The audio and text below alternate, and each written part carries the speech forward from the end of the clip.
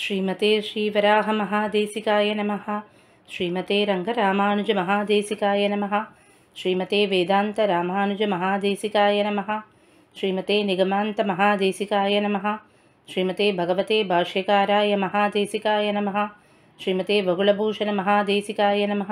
ஸ்ரீமத் ஸ்ரீ கோதாயை நமः. ஸ்ரீரங்கநாத திவ்ய மணிபாதுகாபியாம் நமः. श्री तरंग मुगनंदिनी हेमाब्ज नायिका समेत श्री देवनाथ परब्रह्मणे नमः. श्रीमान वेंकटनाथार्य कवितार्किक केसरी वेदांताचार्य वर्यो मे सन्निधत्तां सदाकृति. रामानुजदयापात्रं ज्ञानवैराग्यभूषणं श्रीमद्वेंकटनाथार्यं वन्दे वेदान्तदेशिकं. लक्ष्मीनाथसमारम्भां नाथयामुनमध्यमामस्मदाचार्यपर्यन्तां वन्दे गुरुपरम्परां. यो नित्यमच्युतपदाम्बुजयुग्मरुग्मव्यामोहतस्ततितराणि तृणाय मेने अस्मद्गुरोर्भगवतोश्च दयैकसिन्धोः रामानुजस्य चरणौ शरणं प्रपद्ये. मातापिता युवदयस्तनया विभूतिः सर्वं यदेव नियमेन मदन्वयानाम् आद्यस्य न कुलपतेर्वकुलाभिरामं श्रीमत्तदङ्घ्रियुगलं प्रणमामि मूर्ध्ना. भूतं सरश्च महदाह्वयपट्टनाद श्रीभक्तिसारकुलशेखरयोगिवागान् भक्ताङ्घ्रिरेणुपरकालयतीन्द्रमिश्रान् श्रीमत्पराङ्गुसमुनिं प्रणतोऽस्मि नित्यम्. नीलातुङ्गस्तनगिरितटे शुद्धमुद्बोध्य कृष्णं पारात्यं स्वं श्रुतिसदशिरसिद्धमध्यापयन्ती. सूच्चिष्टायां सृजनिकलितं यापलात्कृत्य भुङ्क्ते गोदा तस्यै नमैतमिदं भूयये वास्तु भूयः. अन्नवयल पुதுவை ஆண்டாளரங்கற்கு பண்ணு திருப்பாவை பல்பதியம் மின்னிசையால் பாடிக் கொடுத்தாள் நற்பாமாலை பூமாலை சூடிக் கொடுத்தாளைச் சொல்லு. சூடிக் கொடுத்த சுடற்கொடியே தொல்பாவை பாடி அருளவல்ல பல்வளையாய் நாடி நீ வேங்கடவர்க்கென்னை விதி என்ன இம்மாற்றம் நாம் கடவா வண்ணமே நல்கு.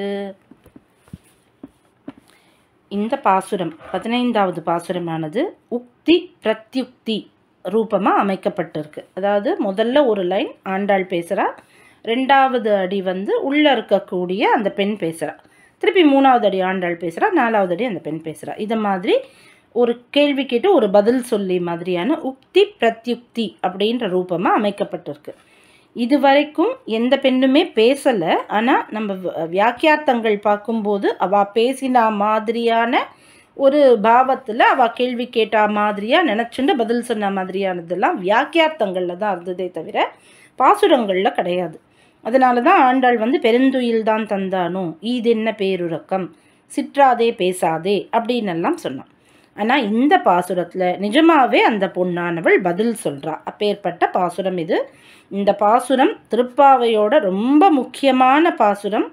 இந்த 6வது பாசுரத்துலேருந்து 15வது பாசுரம் வரைக்கும் பெண்களை எழுப்பிண்டு வரா. அதில் இவ கடைசி பெண், இந்த பெண்ணை தான் கடைசியாக எழுப்புறா. இவ நமக்கு ஒரு முக்கியமான விஷயத்தை இந்த பெண்ணானவள் சொல்லி கொடுக்குறா. ஆக திருப்பாவையிலேயே ரொம்ப முக்கியமான பாசுரமாக பார்க்கப்படுற ஒரு பாசுரம் இந்த 15வது பாசுரம். எல்லே இளங்கிளியே இன்னம் உறங்குதியோ சில்லென்றழையேன்மின் நங்கை மீர் போதர்கின்றேன். வல்லை உன் கட்டுரைகள் பண்டே உன் வாயறிதும் வல்லீர்கள் நீங்களே நானேதான் ஆயிடுக. ஒல்லை நீ போதாய் உனக்கென்ன வேறுடையை எல்லோரும் போந்தாரோ போந்தார் போந்தெண்ணிக்கொள். வல்லானை கொன்றானை மாற்றானை மாற்றழிக்க வல்லானை மாயனை பாடேலோர் எம்பாவாய் அப்படின்னு இந்த பாசுரமானது பிராப்தமாயிருக்கு.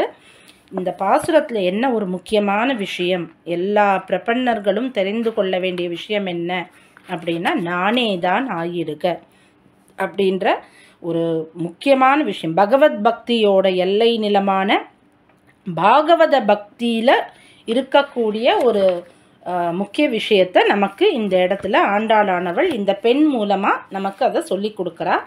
இப்போ இந்த பாசுரத்தை பார்த்துள்ளாடே. எல்லே அப்படின்னா ஒரு ஆச்சரியத்தோட அடடே அப்படின்னு சொல்கிற மாதிரியான ஒரு விஷயம்.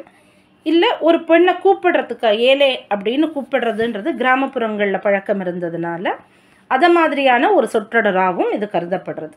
இளங்கிளியே அப்படின்னா இந்த உள்ள தூங்குற பொண்ணு கிளி போன்றவள் அப்படிங்கிறதுனாலையும் இவ சின்ன பொண்ணு அப்படின்றதுனால இளமையான கிளி. ஏன் இவளை கிளின்னு சொன்னா அப்படின்னா இன்னும் இவ கூட்டை விட்டு வெளியில் வரல, ஆற்ற விட்டு இவ வெளியில் வரலங்கிறதுனால இளங்கிளியே இன்னும் உறங்குதியோ. மற்ற பறவை இனமெல்லாம் எழுந்தாச்சு, சத்தம் போட்டாச்சு. ஆனால் கிளியே நீ இன்னும் வெளியில் வராமல் இருக்கியே, இன்னும் தூங்கறியா அப்படின்னு ஆண்டாளானவள் கேட்குறான். இங்கே இளங்கிளி அப்படின்றது நம்மளுடைய சம்பிரதாயத்தில் நிறைய கிளிகள் சொல்லப்பட்டிருக்கு, நிறைய பேரை கிளிகளாக சொல்லியிருக்கா. அதில் இந்த பொண்ணை ஆண்டாளானவள் கிளின்னு கூப்பிட்றா. இப்போ ஆண்டாளே ஒரு கிளி தான். ஏன்னா கிளின்றதோட சுபாவம் என்ன அப்படின்னா, ஒருத்தர் பேசுகிறத கேட்டு திருப்பி அதே மாதிரி பேசும். இப்போ ஆண்டாளானவள் என்ன பண்ணுறா, வராக சர்ம ஸ்லோகத்தை கேட்டுட்டு எப்படி இருந்தால் பெருமாளை நம்மெல்லாம் அடைய முடியுன்றதை கேட்டுட்டு வேண்டுரை கேட்டு மீண்டவை கேட்பித்துன்னு பெருமாள் கிட்ட கேட்ட விஷயத்தை இப்போ நம்ம கிட்ட சொல்கிறா. ஆக நம்மளோட சம்பிரதாயத்தில் ஆண்டாளே ஒரு கிளி தான். அதே மாதிரி ஆழ்வார் சீதைய கிளின்னு சொல்லுவார். தளிர் நிறத்தால் குறைவில்லா தனிச்சிறையில் விளப்புற்ற கிளிமொழியாள் காரணமாய் அப்படின்னு. அதாவது தனிச்சிறையில் அந்த பாவம் அந்த கூண்டில் இருந்தா, அந்த அசோகவனத்தில் அந்த கூண்டில் இருந்தாளே அப்படின்னு சீதைய ஒரு கிளியாக ஆழ்வாரானவர் சாய்க்கிறார்.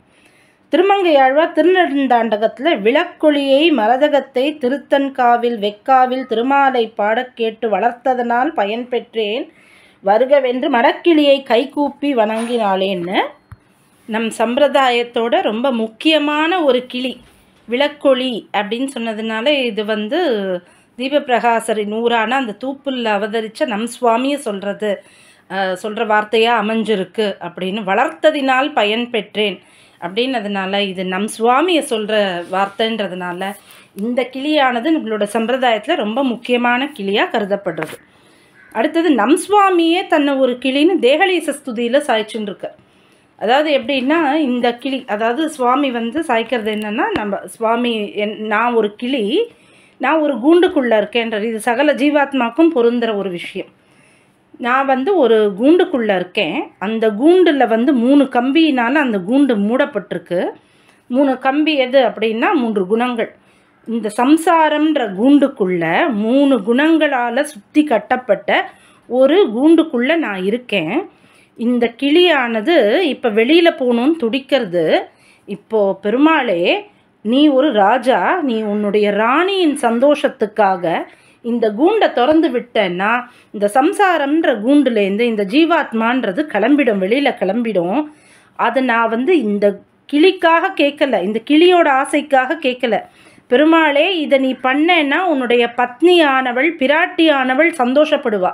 அதனால் உன் பிராட்டியை சந்தோஷப்படுத்துறதுக்கு உனக்கு ஒரு வாய்ப்பு இருக்குது. அதுக்காக இந்த ஜீவாத்மாவை பறக்க விடு, இந்த கிளியை பறக்க விடு அப்படின்னு பெருமாளுக்கு ஒரு ஆஃபர் கொடுக்குற ஸ்லோகமாக அதை கொடுத்துருக்கார் நம் சுவாமி. ஆக அந்த ஸ்லோகத்தில் தன்னையே ஒரு கிளின்னு, எனக்காக நான் கேட்கல, பிராட்டிக்காக கேட்குறேன், பிராட்டியை முன்னிறுத்தி அதை கேட்டார் சுவாமி. அப்பேற்பட்ட சுவாமி நம்மையுமே கிளின்னு சொல்கிறார். சுகவத் படந்தகா பிரசன்ன பௌத்த விஜயே பரிதோய தத்துவம் அப்படின்னு. அதாவது நான் இந்த கிரந்தங்களில் சாகிக்கிற விஷயங்கள்லாம் நீங்கள் கேட்டுண்டு கிளி மாதிரி மனப்பாடம் பண்ணி அதை திருப்பி சொன்னாலே போதும். மற்ற மதங்களை எல்லாம் யாரெல்லாம் வேதத்துக்கு விருத்தமாக சொல்கிறாளோ, யாரெல்லாம் குத்ருஷ்டிகளாக இருக்காளோ அத்தனை பேரையும் நீங்கள் ஜெயிக்கிறதுக்கு நான் எழுதி வச்சிருக்கிற இந்த கிரந்தங்களையும் அதனுடைய அர்த்தங்களையும் கிளி மாதிரி மனப்பாடம் பண்ணிட்டு திருப்பி சொல்லுங்கோ போதோன்னு நம்மையுமே ஒரு கிளியாக்கியிருக்கார் நம் சுவாமி. ஆக கிருதயுகத்தில் வராக சரம ஸ்லோகம் கேட்டதுலேருந்து ஆரம்பித்த கிளி இன்னைக்கு கலியுகம் வரைக்கும் தொடர்ந்து வருதுன்றதுனால கிளியானது ரொம்ப வசத்தியாக இந்த பாசுரத்தில் பேசப்படுறது. நம்ம ஆண்டாளே ஒரு கிளி அப்படிங்கிறது, எப்பவுமே அவ கையிலேயே ஒரு கிளி இருக்கும், அவளுக்கு ரொம்ப பிடிச்சது அது. அதனால இது முக்கியமான கிளி. இந்த பாசுரத்தில் சொல்லப்படுற இந்த இளங்கிளியும் நமக்கு ஒரு முக்கியமான விஷயத்தை சொல்ல வந்த கிளி. இந்த கிளியை கேட்குறா, இன்னுமா நீ தூங்கின்னு இருக்க அப்படின்ன உடனே சில்லென்றழையேன் மின் அப்படின்னு இந்த கிளியானது கோபப்படுறது. அதாவது அந்த பெண்ணானவளுக்கு ஒரு கோபம் வந்தது. கத்தாதீங்கோ, ஆரவாரம் பண்ணாதீங்கோ, வாசலில் நின்றுண்டு இந்த மாதிரி ஆரவாரம் பண்ணாதீங்கோ, சில்லென்றழையேன் மின் அப்படின்னு. அசஹ்யம் அப்படின்னு சொல்கிறா பெரியவா இதை. அதாவது ஒரு சப்தமாக இருக்குன்னா அது நம்ம பண்ணின்னு இருக்கிற வேலைக்கு ஒரு இடையூறாக இருக்குன்னா நமக்கு ஒரு கோபம் வரும். ஸ்ரீரங்கத்தில் காலக்ஷேபம் சாய்ச்சுன்னு இருக்கும்போது அந்த பக்கம் செல்வர் ஏழ்றார், அதுவே இவாளுக்கு இடையூறாக இருக்குது. செல்வர் எழுந்தருள்றதே அந்த இடத்துல இடையூறாக இருக்குது. அப்படிங்கிறதுனால இவா வந்து அந்த பெருமாளையே எப்படி சொல்கிறான்னா கூட்டம் கலைக்கும் பெருமாள் அப்படின்னு சாய்க்கிறா பெருமாளையே. ஏன்னா பெருமாள் ஏழ்றார் செல்வர் ஏழ்றார் அப்படிங்கிறத விட கூட அந்த திருவாய்மொழி காலக்ஷேபமாகும் போது வர சந்தோஷமானது பெருமாளை சேவிக்கிறத விட வர பெரிய சந்தோஷங்கிறதுனால அந்த காலக்ஷேபத்துக்கு ஒரு இடையூறாக இருக்காரேன்ட்டு கூட்டம் கலைக்கும் பெருமாள்னு அவரையே சொல்கிறார். ஆக இந்த மாதிரி சில்லென்ற அழையேன் மீன் இப்படி சத்தம் போடாதீங்கோ, எல்லாரும் ஒன்றா வந்து கத்தாதீங்கோ அப்படின்னு அவள் சொல்கிறா. அப்படி சொல்ல ஆரம்பிக்கிறா, அவள் கோபமாக ஆரம்பிக்கிறா சில்லென்ற அழையேன் மின். ஆனால் அவளுக்கு அவள் ஒரு பிரபன்னனா ஒரு ப்ராப்பராக சரணாகதி பண்ணவளானதுனால அவளுக்கு தெரியறது இந்த மாதிரி பாகவதர்கள் கிட்ட பேசக்கூடாதுன்னு. உடனே சொல்கிறா நங்கை மீர் அப்படின்றா, குணவதிகளே அப்படின்னு ஒரு மாதிரி சாஃப்டாக அதை முடிச்சுடுறா.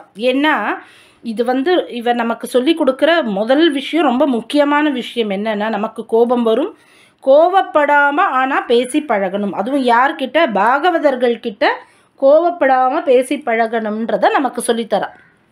போதருகின்றேன், இதோ வந்துட்டேன் நான், நங்கை மீர் கோவப்படாதீங்கோ, இதோ நான் வந்துட்டேன் அப்படின்னு உடனே இவ சொல்கிறா. அவள் உடனே பதிலுக்கு வெளியில் இருக்கிறவ ஆண்டாள் கோஷ்டியினர் உடனே சொல்கிறா, வல்லை உன் கட்டுரைகள் பண்டே உன் வாயறிதும் அப்படின்றா. அதாவது உன்னை பற்றி எங்களுக்கு தெரியும், நீ எவ்வளோ பேசுவேன்னு தெரியும், நீ எவ்வளோ எல்லாத்துக்கும் நீ வராததுக்கு எவ்வளோ காரணம் சொல்லுவ, எவ்வளோ கட்டுரை சொல்லுவ, சாமர்த்தியமான கதையெல்லாம் சொல்லுவ, இதெல்லாம் நீ சொல்லுவேன்றது பண்டே முன்னாடியே உன் வாயறிதும் நீ சொல்லியே எங்களுக்கு தெரியும், நீ அவ்வளோ வாய் சாமர்த்தியம் இருக்கிறவோ, வராததுக்கு இப்போ எதான காரணம் சொல்ல போகிற அவ்வளோதானே. உடனே இவளுக்கு கோவம் வந்துடுறது. இந்த மாதிரி அவள் வெளியிலேருந்து இவளுக்கு சொன்ன உடனே இவளுக்கு கோவம் வந்துடுறது. உடனே அவள் சொல்கிறா, வல்லீர்கள் நீங்களே, அந்த மாதிரி சாமர்த்தியமாக பேசுகிற பேச்செல்லாம் எனக்கு தெரியாது, நீங்கள் தான் ரொம்ப கெட்டிக்காரா, நீங்களே தான் வல்லீர்கள் அப்படின்னு சொன்ன உடனே அவளுக்கு மறுபடியும் அந்த தவறு புரியறது.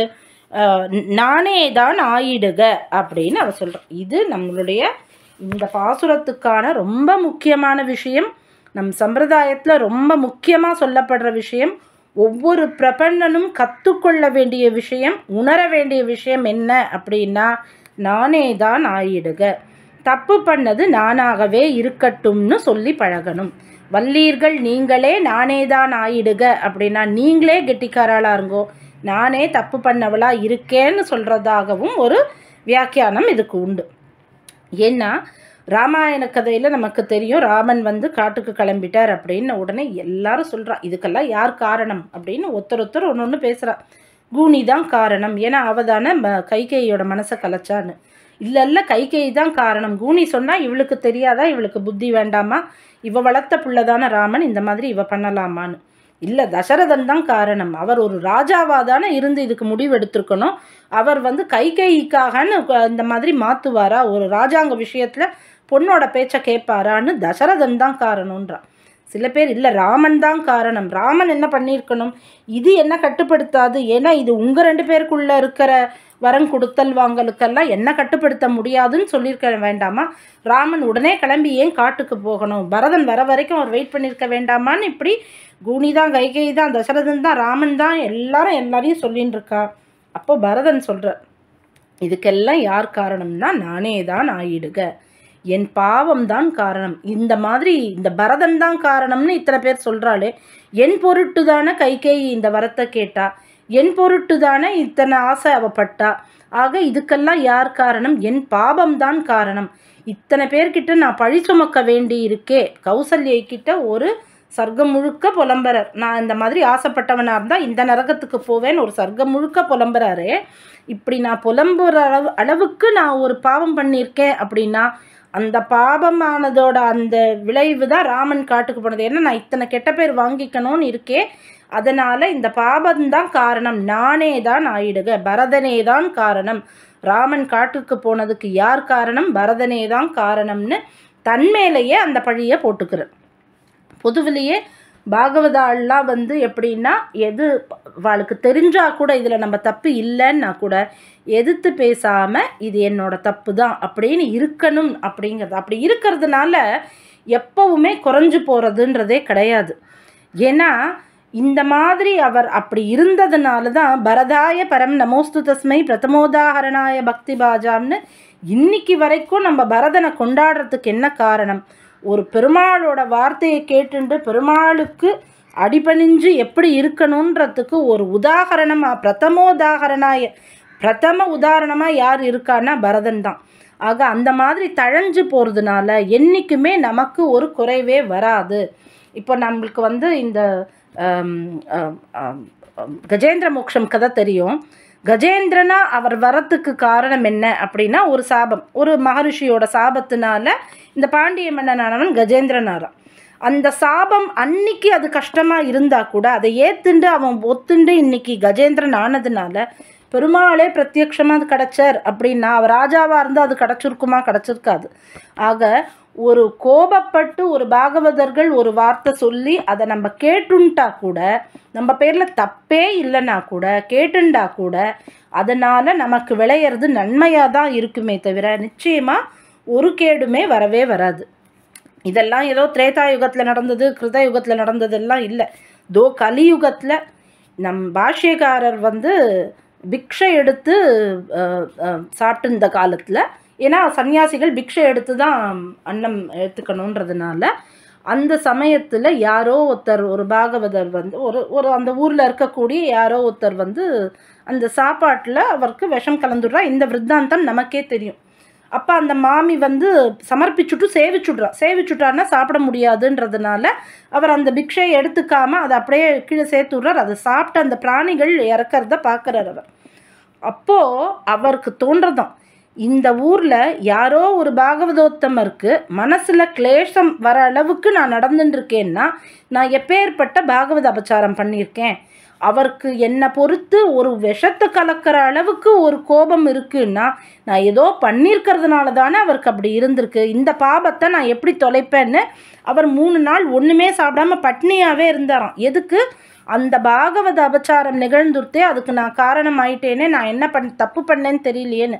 அப்போ திருக்கோஷ்டியூர் சுவாமி வர, அப்போ இவர் வந்து சேவிச்சுண்டே இருக்கார். அந்த திருமேனியானது அசக்தியானது தாங்காமல் கிடாம்பி ஆச்சான் வந்து இந்த மாதிரி போரும் சேவிச்சது போரும்னு சொல்லக்கூடாதாங்கிறார். உடனே அவரை வந்து மடப்பள்ளி நிர்வாகம் பண்ணுறதுக்கு ஏற்பாடு பண்ணிடுறார். இந்த விருத்தாந்தம் நமக்கு தெரியும். ஆனால் அன்னைக்கு அந்த மனசு, பாஷ்யக்காரரோட மனசு, யாரோ ஒருத்தருக்கு வந்து என் மேலே கோபம் வர அளவுக்கு நான் நடந்துட்டேனேன்னு நினச்ச அந்த மனசுனால நமக்கு கிடைச்ச விஷயம் என்ன அப்படின்னா, இதை மாதிரி ஒரு பாகவதர்கள்கிட்ட நம்ம அபச்சாரப்பட்டுட்டோமேன்னு அவர் நினச்சதுனால தான் அவருக்கு கிடாம்பி ஆச்சான் கிடச்சார். அவருக்கு கிடாம்பி ஆச்சான் கிடச்சதுனால தான் நமக்கு நம் சுவாமி கிடச்சார். மடப்பள்ளி வந்த மனம் எங்கள் வார்த்தையுள் மன்னியதேன்னு நமக்கு அதனால தான் இவ்வளோ விஷயங்கள் கிடச்சிது. ஆனால் அந்த மனசை யோசிச்சு பாருங்க, நிச்சயமாகவே பாஷ்யக்காரர் ஒரு தப்புமே பண்ணவர் கிடையாது, அது நமக்கே தெரியும். அந்த விஷம் கலந்த சுவாமியோட மனசில் அவ்வளோ நஞ்சு இருக்குது. ஆனால் அதை கூட அவர் ஒரு பாகவதர்னு எடுத்துட்டு யோசித்த நம் பாஷ்யக்காரரோட மனசு, அந்த மனசு நமக்கும் வரணும். நானே தான் ஆயிடுக அப்படின்னு சொல்கிற விஷயமானது நமக்கு அது எப்பவுமே அது நம்மளோட கான்ஷியஸில் இருக்கணும். அப்படிங்கிறதுனால தான் இந்த பாசுரமானது ரொம்ப ரொம்ப முக்கியமான பாசுரமாக சொல்லப்படுறது. ஆக நானே தான் ஆயிடுக அப்படின்னு அந்த பொண்ணு சொன்ன உடனே, ஒல்லை நீ போதாய் உனக்கென்ன வேறுடையை அப்படிங்கிறான். ஒல்லை நீ போதாய், ஒல்லை அப்படின்னா சீக்கிரமாக வா, நீ சீக்கிரமாக இங்கே வா, உனக்கென்ன வேறுடையை, உனக்கு மட்டும்னு வேற என்னத்தை நீ உடையவளாக இருக்க, ஏன் இன்னும் டிலே பண்ணுற, ஏன் இன்னும் லேட் பண்ணுற, ஏன் சீக்கிரமாக வரமாட்டேன்ற, உனக்கு மட்டும்னு வேற என்னத்தை நீ உடையவளாக இருக்கிறாய் அப்படின்னு அவ கேட்குறா. உடனே அவள் வந்து கேட்குறா பதிலுக்கு, எல்லாரும் போந்தாரோ, எல்லாரும் வந்தாச்சான்னு கேட்குறா. இவ உடனே போந்தார் போந்தெண்ணிக்குள் அப்படின்னா, எல்லாரும் வந்தாச்சு, உனக்கு ஆனால் சந்தேகமாக இருந்தால் நீயே வந்து எண்ணிக்குள், எல்லாரையும் கவுண்ட் பண்ணி பாரு அப்படிங்கிறா. ஏன் அப்படி சொல்கிறா அப்படின்னா, இந்த மாதிரியான ஒரு பாகவத சம்சர்க்கம் 5 லட்சம் பெண்கள் வந்து நிற்கிறா அப்படின்னா, நோன்பு நோக்கிறதுக்காக இத்தனை பேர் வந்திருக்கா அப்படின்னா, இந்த பாகவத கோஷ்டியை கண்ணால் பார்க்கறதே நம்மளுடைய பாபங்கள் கழியறதுக்கு பெரிய காரணமாக இருக்கும். நமக்கு பாபம் சேராமல் இருக்கிறதுக்கு காரணமாக இருக்கும். ஆக இந்த பாகவத சம்சர்க்கத்தை வந்து நீயே எண்ணிக்குள் அப்படின்னா, நீயே வந்து கண்ணால் பாரு, கையால் தொட்டு கவுண்ட் பண்ணு, அந்த ஸ்பர்சமானது உனக்கே புரிய வைக்கும். எவ்வளவு வசதிங்கிறது அப்படின்றதுக்காக போந்தாரோ போந்தார் போந்து எண்ணிக்குள் அப்படின்னா. அடுத்தது உடனே சொன்னால் எல்லாரும் வந்தாச்சு, நாங்கள் எல்லாரும் நீ உனக்கு சந்தேகம்னாலும் நீ கவுண்ட் பண்ணி பார்த்துக்கோ. இனிமேல் நம்ம பண்ண வேண்டியது என்ன அப்படின்னா, வல்லானை கொன்றானை, வலிமையான யானையான வல் ஆணை, அந்த வல்லானை கொன்றானை, குவலையாபீடம்ன்ற யானையை கொன்றவனை, மாற்றாரை மாற்றழிக்க வல்லானை, மாற்றாரை அதாவது பெருமாளோட குணத்துக்கு எதிர்த்தட்டில் நிற்கிறவாளான அந்த மாற்றாரை மாற்றழிக்க வல்லானை அப்படின்னா அவளோட கர்வபங்கம் பண்ணது. இந்திரனோட கர்வபங்கம் பண்ணார் கோவர்தன மலையை தூக்கி. அதே மாதிரி பிரம்மாவோட கர்வத்தை பங்கம் பண்ணார். ஒரு வருஷம் அந்த கன்றுகளையும் குழந்தைகளையும் தூக்கிட்டு போன பிரம்மாவோட கர்வத்தை பங்கம் பண்ணார். இது போல் நிறைய விஷயங்கள். மாற்றாரை மாற்றழிக்க வல்லானை, இது மாற்றாரை அப்படிங்கிறத மாற்றானை அப்படின்னு சில பாடங்களில் சேவிக்கிறா. அந்த இடத்துல என்ன வியாக்கியானம் எடுக்கிறான்னா, மாற்றானை அப்படின்னா வல்லானை கொன்றானை, குவலையாபீடம்ன்ற யானையை கொன்றவனை, மாற்றானை மாற்றழிக்க வல்லானை. மாற்றானைன்னு சொல்லும்போது அந்த இடத்துல கஜேந்திரனை சொல்லி அந்த மாற்று யானை இன்னொரு யானையை மாற்றழிக்க வல்லானான அந்த முதலையை கொன்றவனை அப்படின்னு ஒன்று எடுக்கிறா. ஆனால் பாசுரமானது மாற்றாரை அப்படின்னு தான் இருக்கிறதுனால இது மற்றவாளை கர்வபங்கம் படுத்தின அப்படி அப்பேற்பட்ட வல்லானை மாயனை. இந்த மாயன் சப்தத்தை எல்லா இடத்துலையும் எடுத்துட்டு வர ஆண்டாள் நாச்சியார். ஏன்னா பெருமாள் அப்பேற்பட்ட மாயன் தான். இத்தினூண்டு ஆளிலையில் படுத்துட்டுருக்கார். ஆளிலைன்றதே இத்தினூண்டு இருக்கும். அதில் ஒருத்தர் படுத்துட்டுருக்காருன்னா அவர் எவ்வளோ குட்டியாக இருப்பார். அவரோட வயத்துக்குள்ளே இத்தனை உலகத்தையும் வச்சுன்னு இருக்கார் அப்படின்னா அவன் மாயன். அந்த மாதிரி ஒரு வராகனா பெருமாள் அவதாரம் பண்ணும்போது அந்த 7 கடலும் அவரோட ரோமத்துக்கு கீழே இருக்கக்கூடிய ஒரு சின்ன ஒரு நீர்த்துளி மாதிரி இருந்துதான். பெருமாளோட அவ்வளோ பெரிய உடலில் ரோமத்துக்கு கீழே கையில் இருக்கக்கூடிய ஒரு ரோமத்துக்கு கீழே தேங்கி இருக்கிற தண்ணி மாதிரி இருந்து தான் 7 சமுத்திரமும். அப்படின்னா அவரோட உருவமானது எவ்வளோ பெருசு. அப்பேற்பட்ட பெருமாள் யசோதை கிருஷ்ணனை குளிப்பாட்டணும் அப்படின்னு எடுத்துட்டு வராலாம், குழந்தை தூக்கின்னு வராலாம். 2 கையில் ஜலம் எடுக்கிறா. ஒரு கையில் இருக்கிற ஜலமே அவரை குளிப்பாட்டுறதுக்கு போதுமான அளவாக இருக்கான். ஒரு கை ஜலம் மீண்டே போயிட்டான். அத்துணூண்டு குழந்தையாக இருக்கார். இப்பேற்பட்ட வராகமாக இருந்தவர் அப்பேற்பட்ட சின்ன குழந்தையாக ஆயிடுறார் அப்படின்னும் போது அது மாயத்துவம், பெருமாளோட மாயன். அதே மாதிரி உலகமே இந்த பெருமாளோட திருவடி தான் முக்கியம்னு அப்படியே நீ சரணே சரணென்னும் துணிவு பூண்டேன்னு அப்படியே பெருமாளோட திருவடியை விட்டால் வேறு எதுவுமே நமக்கு முக்கியம் இல்லைன்னு மொத்த உலகமுமே அவரோட திருவடியில் விழருது. ஆனால் அப்பேற்பட்ட பெருமாள் யசோதை குளிப்பாட்டும் போது அவளோட காலை கெட்டியாக பிடிச்சிக்கிறான். 2 காலுக்கு நடுவில் குழந்தைய வச்சுன்னு குளிப்பாட்டுவாள்ல, அப்போ அந்த வெந்நீர் பட்ட உடனே பெருமாளானவர் யசோதை காலை அப்படியே கெட்டியாக பிடிச்சிக்கிறாங்க. ஏன்னா அவருக்கு பயமாக இருக்கான். அந்த 2 காலுக்கு நடுவில் இருக்கிறது அந்த வெந்நீர் படுறது அவருக்கு பயமாக இருக்கான். யாருக்கு பயமாக இருக்குது? இந்த உலகமே யார் காலில் விழறதோ, யாரோட கால் தான் நம்மளோட திருவடி தான் நம்மளை காப்பாற்றோன்னு இத்தனை பேரை சேவிக்கிறாளோ அப்பேற்பட்ட பெருமாள் யசோதையோட காலை கெட்டியமாக பிடிச்சிக்கிறாராம். அப்போ அவர் என்ன சொல்கிறது? அவர் மாயன் தான். அப்பேற்பட்ட மாயனை வல்லானை கொன்றானை மாற்றாரை மாற்றழிக்க வல்லானை மாயனை பாடு அப்படின்னு இந்த பாசுரத்தில் நமக்கு சொல்லித்தரார். இப்போ இதோட சுவாபதேசம்னு பார்த்தோன்னா நமக்கு எல்லா ஆழ்வார்களும் சொல்லித்தரது என்ன அப்படின்னா, நம்மாழ்வார் சாய்ப்பார் அடியார் அடியார் தம் அடியார் அடியார் தமக்கடியார் அடியார் தம் அடியார் அடியோங்களேன்னு. அந்த பாகவத சம்சர்க்கமும் அந்த பாகவதர்கள் கைங்கரியமும் பாகவத அபச்சாரப்படாமல் இருக்கிறதும் தான் முக்கியம். திருப்பாணாழ்வார் முதல் வரியிலேயே சாய்ச்சார், அமலன் ஆதிபிரான் அடியார்க்கு என்னை ஆட்படுத்தும் விமலன். ஆக அந்த அடியார்களுக்கு நம்ம எந்த அளவுக்கு பணிஞ்சு இருக்கும், பாகவத சம்சர்க்கம் எவ்வளோ முக்கியம் அப்படின்னு சொல்கிறது. இளங்கிளியே அப்படின்னு கூப்பிட்டா இந்த பாசுரத்தில். அதாவது சம்சாரம்ன்ற கூட்டில் அடப்பட்டு கிடைக்கிற இந்த கிளியானது, எந்த இடத்துக்கும் சஞ்சரிக்க முடியாமல் அடப்பட்டு கிடக்கிற இந்த கிளியானது இந்த ஜீவாத்மாவை தட்டி எழுப்புறா. இன்னும் உறங்குதியோ, இத்தனை பிறவி எடுத்தியே இன்னும் கூடவா உனக்கு அந்த மயக்கம் தீரலை, இந்த பிறவியிலையாவது நம்ம பெருமாளை போய் சேரணும் அப்படின்னு தெரியாமல் இன்னும் கூடவா நீ தூங்கின்னு இருக்க, எல்லே ஆச்சரியம்தான். இத்தனை ஜென்மா எடுத்த, இன்னும் கூட பெருமாளை போய் சேரணும்னு உனக்கு தெரியாமல் இன்னும் தூங்கின்னு இருக்க, அந்த சம்சாரம்ன்ற கூட்டில் அடப்பட்டு கிடக்கிற கிளியே ஆச்சரியமாக இருக்குது அப்படிங்கிறா. சில்லென்று பூர்ண சுகத்தை அடைந்தவா இவாள்லாம், வெளியிலேருந்து கூப்பிடுறவா. சில்லென்று அடையேன் மின், நீங்கள் வரலாம் பூர்ண சுகத்தை அடைஞ்சுட்டவான்றதுனால என்னை அந்த மாதிரி இலக்காரமாக கூப்பிடாதீங்கோ அப்படின்னு உள்ளே இருக்கிற அந்த ஜீவாத்மா பெண்ணானவள் சொல்கிறான்.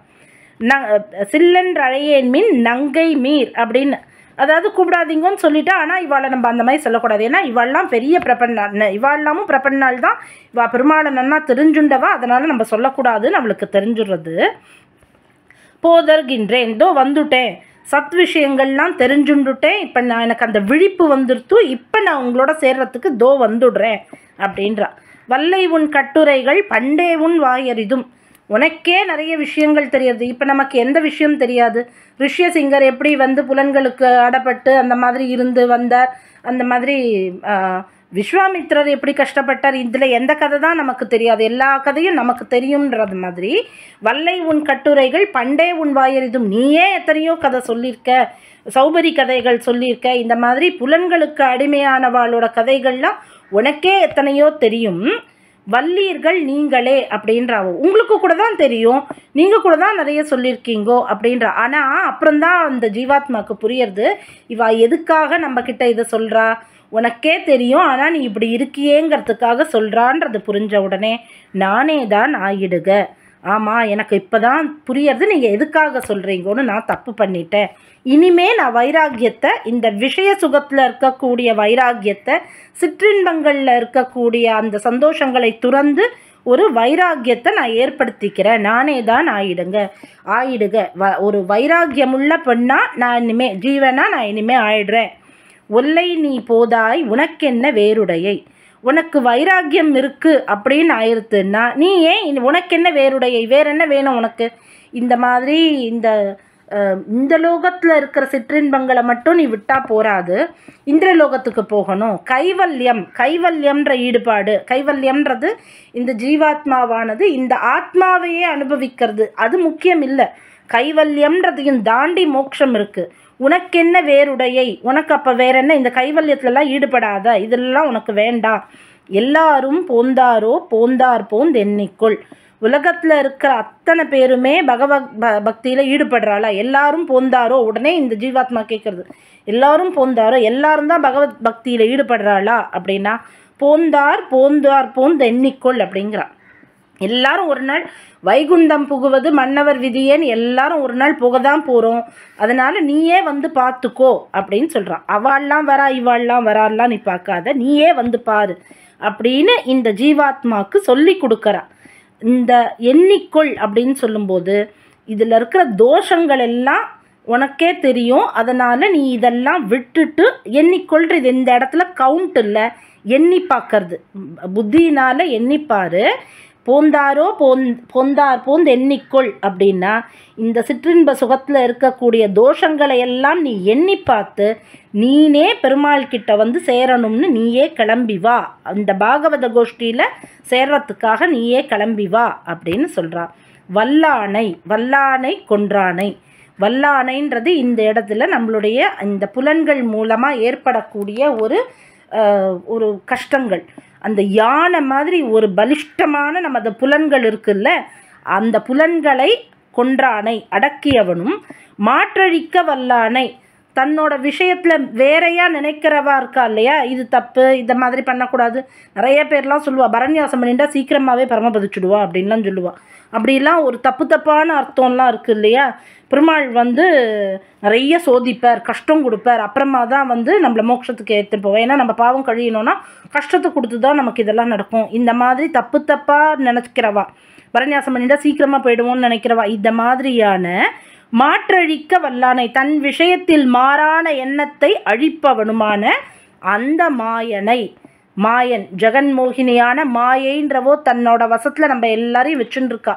அந்த மாயத்தை நமக்கு தெளிவாக்குறவன், அதை தன் வசமாக்கி நம்மளை தன்னோட வசமாக்கிண்டு இந்த மாயை எல்லாத்தையும் நமக்கு விலக்கி வைக்கும் அந்த மாயனை பாடு, அவனை சேவி அப்படின்னு சொல்கிற ஒரு முக்கியமான பாசுரமாக இதை ஆண்டாள் நாச்சியார் நமக்கு கொடுத்துருக்கா.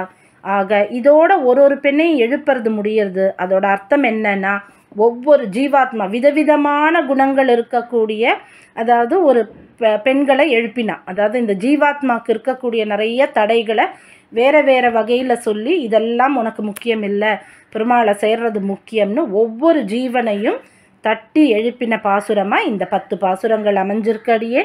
கவிதார்க்கிக சிம்மாய கல்யாண குணசாலினே ஸ்ரீமதே வெங்கடேசாய வேதாந்த குரவே நமஹா.